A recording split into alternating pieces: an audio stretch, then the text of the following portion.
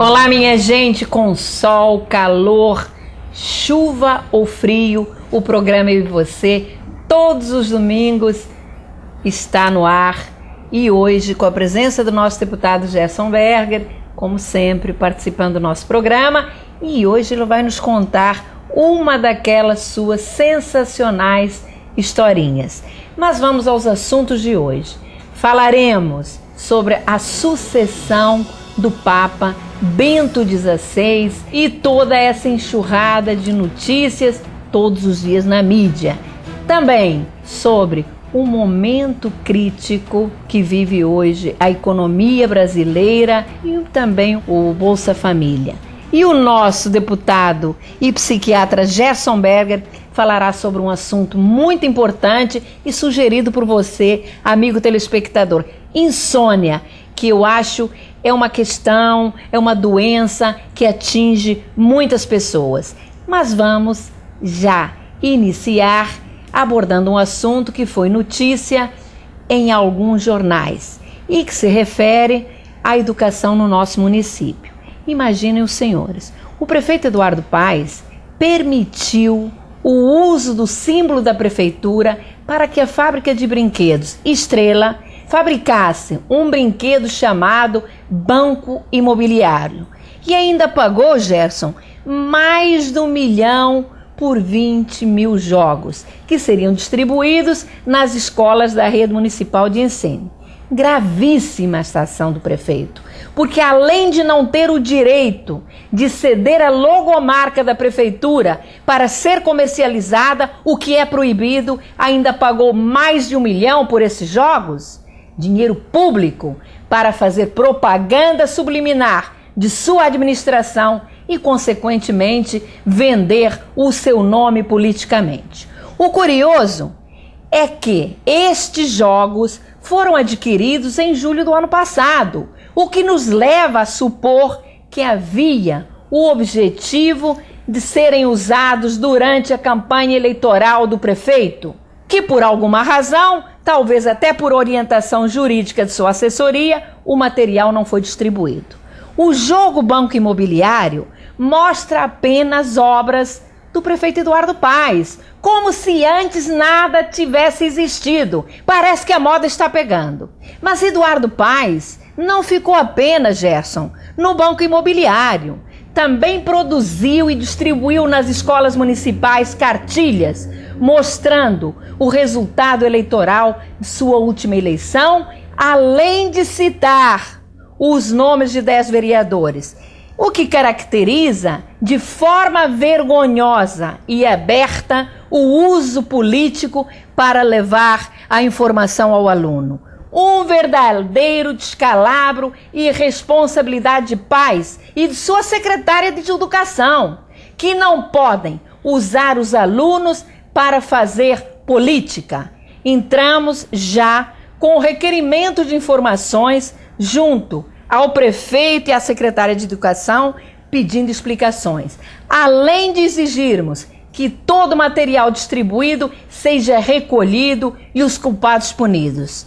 Chega de gestores que agem como se estivessem acima do bem e do mal. Isto porque estão certos da impunidade, você não acha, Gerson? Ô Tereza, o assunto que você abordou é tão sério que eu tenho medo que vai cair, como outros assuntos, no esquecimento. E olha, Tereza, são poucas as palavras para que você possa definir a insensatez e até o oportunismo do prefeito Eduardo Paes, que ao invés de se preocupar com a qualidade do ensino do nosso município, ele usa a educação para se promover politicamente. Você, Tereza, como vereadora e representante da população do Rio de Janeiro, tem a obrigação de ir fundo nesse escândalo do prefeito, que teve sem dúvida a participação da Secretaria de Educação. Usar comercialmente a logomarca de órgãos públicos é proibido.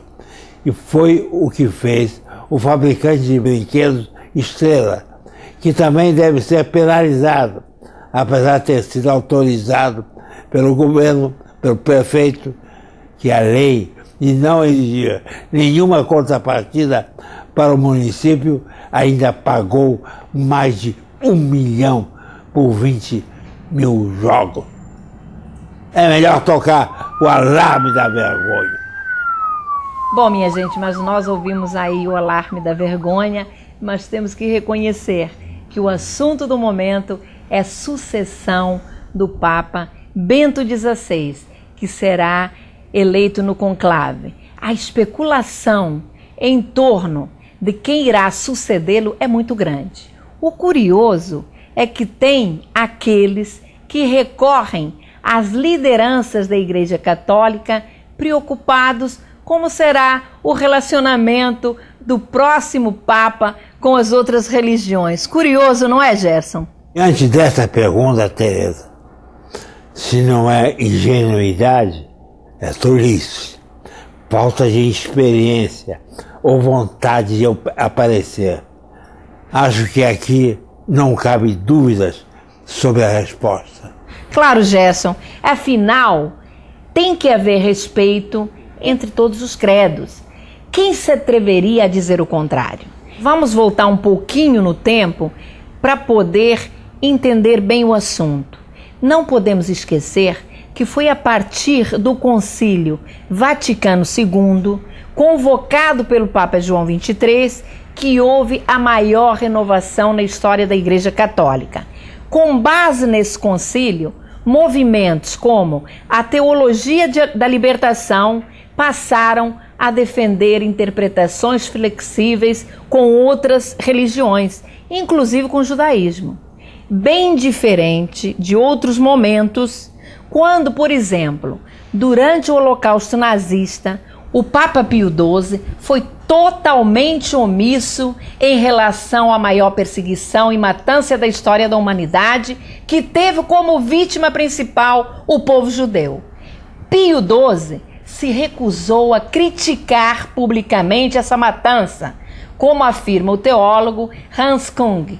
Esta é uma mancha na história da Igreja Católica e que, apesar de em diversas ocasiões terem existido movimentos reivindicando a abertura dos arquivos daquela época, a Igreja permaneceu em silêncio. Por isso, como disse no início da minha fala, temos que aguardar a eleição do novo Papa para conhecer suas posições em relação às demais religiões, a começar por sua posição dentro da própria Igreja Católica, se ele é mais conservador ou mais progressista. Eu vou pedir, Gerson, que você também comente o assunto. É isso, Tereza. Concordo com você, mas de qualquer maneira, creio que Bento XVI ainda terá grande influência no futuro pontificado, a começar que ele continuará usando o nome de Papa, apenas acrescentando a palavra emérito. Quanto à omissão do Papa Pio XII no assassinato de 6 milhões de judeus no Holocausto nazista, a Igreja não tem como provar o contrário. Mostre os documentos que quiser. Infelizmente, não houve somente o silêncio da Igreja Católica. Os luteranos tiveram uma grande participação ativa no massacre aos judeus. Veja o seguinte, está ouvindo, Tereza? À época do regime nazista, 50% da população alemã pertencia à Igreja Luterana. Segundo o historiador Alfred Krauss, o pastor luterano Walter Hoff era um nazista que participou pessoalmente, em 1943, do extermínio de mais de 780 mil judeus da Bielorrússia. Confessou o crime aos seus superiores, se orgulhando da ação sangrenta, mas nunca foi denunciado ou punido por algum tribunal, porque a Igreja abafou o caso. Recentemente, o bispo luterano berlinense Marcus Doge reconheceu que a igreja, fundada por Martinho Lutero, falhou ao apoiar os nazistas e não ter investigado esse passado depois da guerra, além de afirmar que a igreja luterana foi, em muitos casos, criminosa. Acho, Teresa, que esse reconhecimento do passado errante da igreja luterana durante o nazismo deveria servir de exemplo ao Vaticano, para que abra os arquivos e se revele a verdade do período nazista e da omissão do Papa Pio XII, o chamado Papa de Hitler, para impedir que ele possa ser canonizado. Muito bem lembrado, Gerson. A canonização de Pio XII não pode acontecer, mas eu gostaria ainda de fazer uma reflexão sobre o início de sua fala, quando você disse que o Papa continuará tendo uma grande influência. Eu também concordo. Haja vista um número de fiéis que compareceram à sua última audiência pública realizada na Praça São Pedro na última quarta-feira. Uma multidão que eu acredito tenha chegado a mais de 200 mil pessoas, o que eu entendo o fortalece muito junto ao Vaticano. Bom, Gerson, mas vamos passar para a política nacional. E, segundo a opinião de vários economistas, o Brasil vive hoje um momento preocupante, pois o ministro da Fazenda, Mantega, não conseguiu encontrar uma forma de combate à inflação, que está muito acima do desejado, além do crescimento pífio do nosso PIB, que não passou de 1,35 e, ridiculamente, é chamado de PIBinho. O mais preocupante é que, com a estagnação da nossa economia, existe a possibilidade do desemprego crescer. Hoje ele se encontra em patamares muito bons, o que leva o cidadão brasileiro a não sentir o momento um tanto conturbado por que passa a economia do nosso país. Acho, Gerson, que provocado principalmente pela falta de investimentos internacionais gerados pela falta de encanto dos investidores no Brasil. Esta situação é bem diferente do ano de 2008, quando o mundo via o nosso país como um mercado interno gigantesco, uma agroindústria pujante e imensas riquezas minerais e energéticas. A revista britânica The Economist chegou a exaltar o Brasil em reportagem, mostrando na ocasião a sua força e dinamismo. Isto sob o título de capa, que dizia: "O Brasil decola". Belo título, não acha? E aí, Gerson, você também está preocupado com o futuro do Brasil? Claro, preocupado sim, mas não desespero. Afinal, o Brasil está precisando mesmo é transmitir mais credibilidade, conter a inflação, evitar que haja especulação em relação à valorização do dólar. Acima de tudo, trazer para cá de volta investimentos internacionais. O ministro Mantega está neste momento no exterior, tratando exatamente desta questão.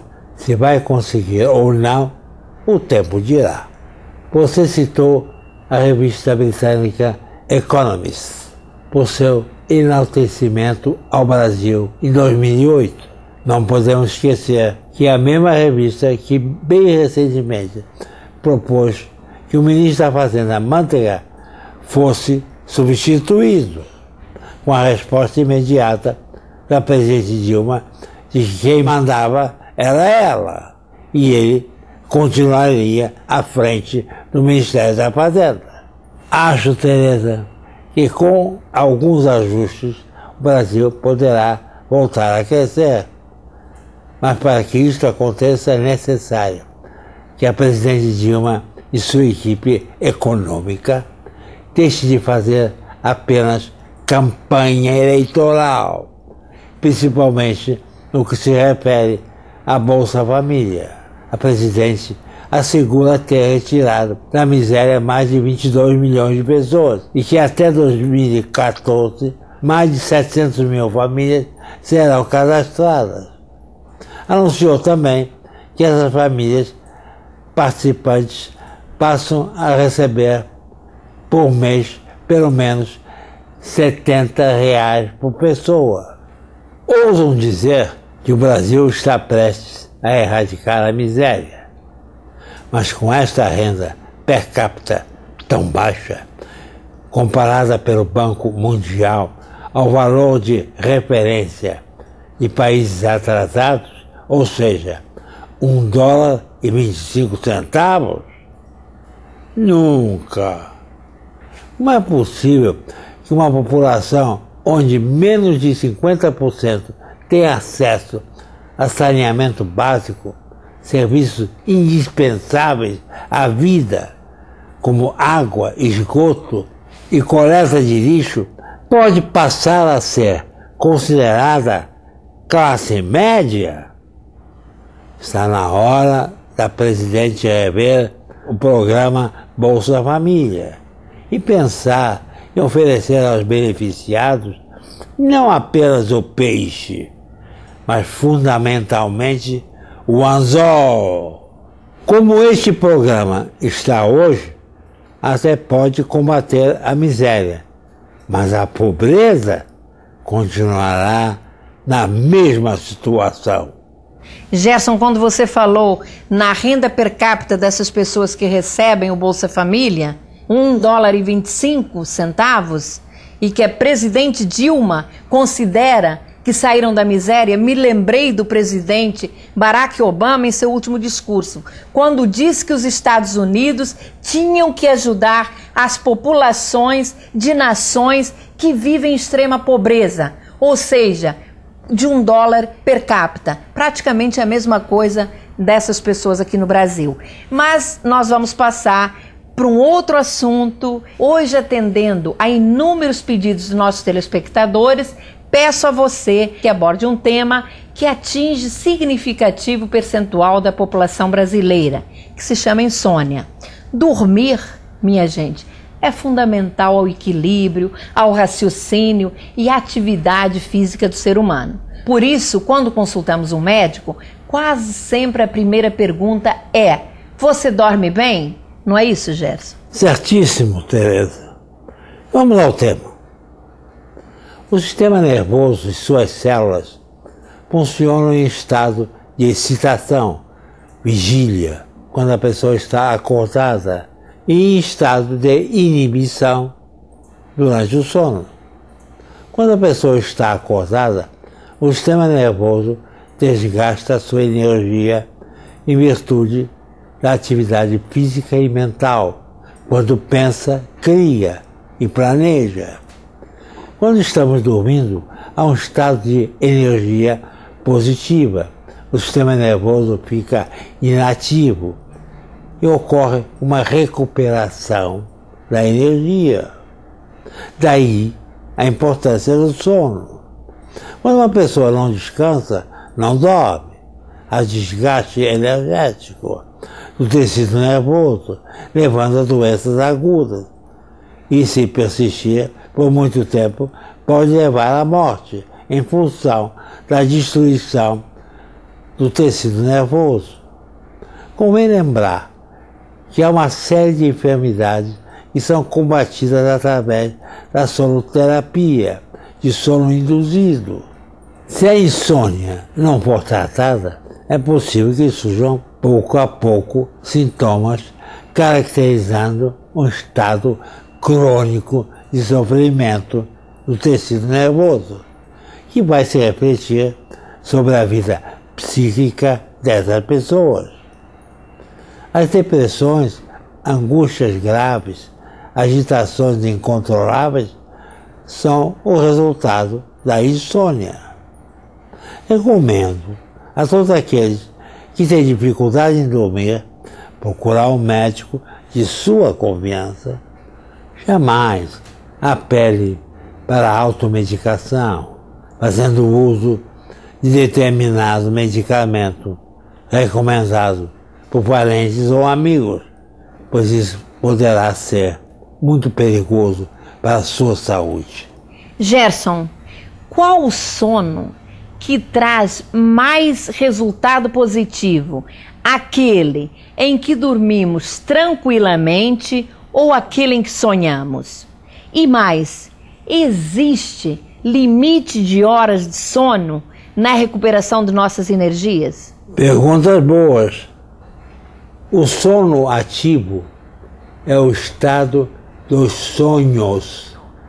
Embora pareça paradoxal, o sono mais profundo e ideal é aquele quando a pessoa sonha, pois repousa muito mais do que no sono tranquilo, sem sonhos. Quanto à sua segunda pergunta, existem pesquisas que concluíram que nem todas as pessoas necessitam do mesmo número de horas para dormir. Algumas recuperam suas energias com apenas 3 ou 4 horas de sono. Outras necessitam de 8 a 10 horas. Com o aumento da idade, as pessoas muitas vezes dormem em intervalos, caindo o número de horas seguidas para o repouso.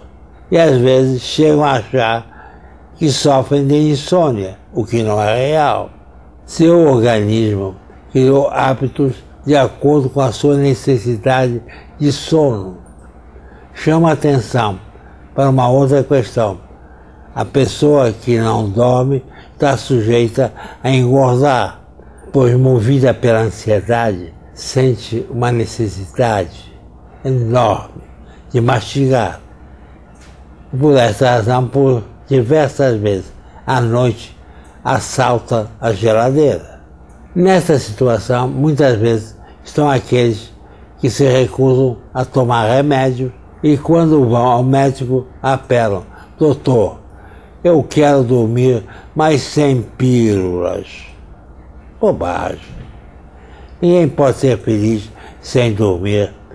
Isso significa descanso, repouso, paz e novas forças para recuperar e amanhecer num novo dia.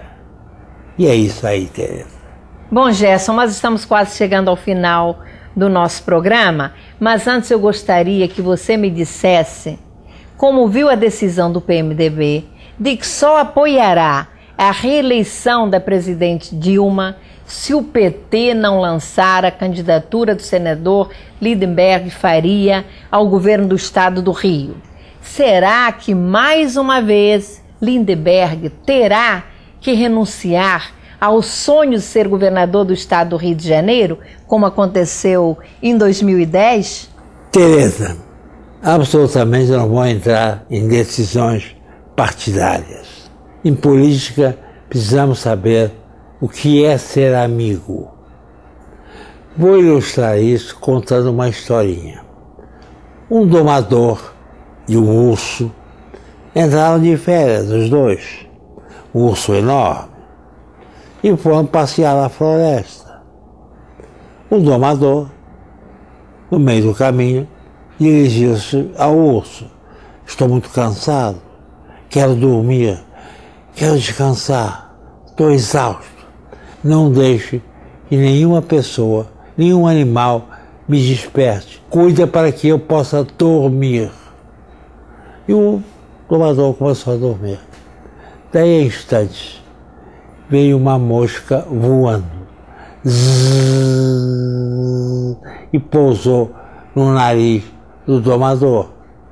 O urso, querendo proteger o seu amigo, com a pata espantou a mosca, que fugiu. A mosca volta outra vez e pousa novamente no nariz do domador. O urso novamente espanta. E o urso, em sua pensamento, eu não vou conseguir espantar essa mosca. Vai adiante, pega um pedregulho enorme e vem de volta. Quando a mosca vem vindo e pousa nariz do domador, ele resolveu acabar com o sofrimento e jogou a pedra em cima da mosca. Matou a mosca. E o domador também. Esse é o amigo. Nós temos muitas vezes amigos que não sabem ser amigos e que, em vez de amizades, acabam com o amigo. Saiba escolher o seu amigo para não ter depois desilusão. É preciso saber escolher um amigo. Bela história, hein, Gerson? E eu acho que é dessa história que vem o amigo urso, não é? Bom, minha gente, o nosso tempo acabou. Gerson, muito obrigada pela participação no nosso programa mais uma vez. A você que nos assiste, o nosso especial agradecimento. Tenha uma excelente semana e no próximo domingo você tem um encontro marcado com o programa Eu e Você às 12 horas aqui na CNT. Até lá!